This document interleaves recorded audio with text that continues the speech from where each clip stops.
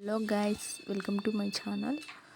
1 glass rice, half glass పెసరపప్పు, half glass కందిపప్పు వేసి నానబెట్టండి. 2 minutes నానబెట్టండి. తర్వాత క్యారెట్ కట్ చేసుకోండి. తర్వాత స్టవ్ వెలిగించండి. కుక్కర్ పెట్టేసేయండి.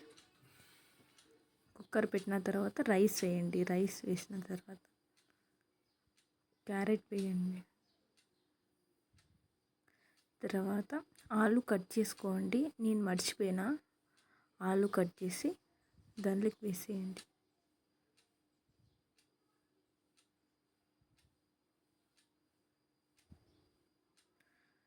ఆలు వేసి కొంచెం పసుపు,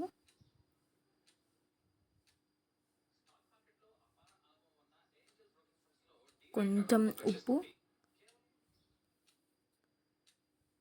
తగినంత ఉప్పు.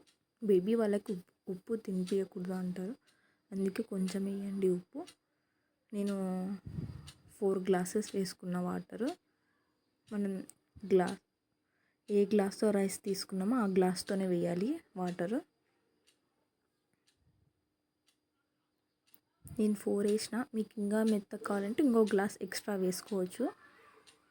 తర్వాత కుక్కర్ పెట్టేయండి. 4 విజిల్స్ వచ్చిన తర్వాత చూద్దాం ఎలా వచ్చి. ఓపెన్ చేస్తేనే వచ్చేసి దాన్ని గెరెటతో తీసుకొని బాగా ఒత్తండి.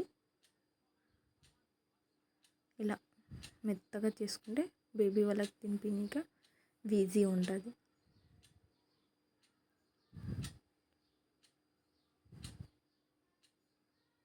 ఒక బౌల్లోకి తీసుకొని బేబీ వాళ్ళకి తినిపించి. మీకు నచ్చినట్లయితే like and share, subscribe to my channel. Comment చేయండి, మీది ఏ ఊరో కూడా కామెంట్ చేయండి, నాకు తెలుసుకోవాలని ఉంది.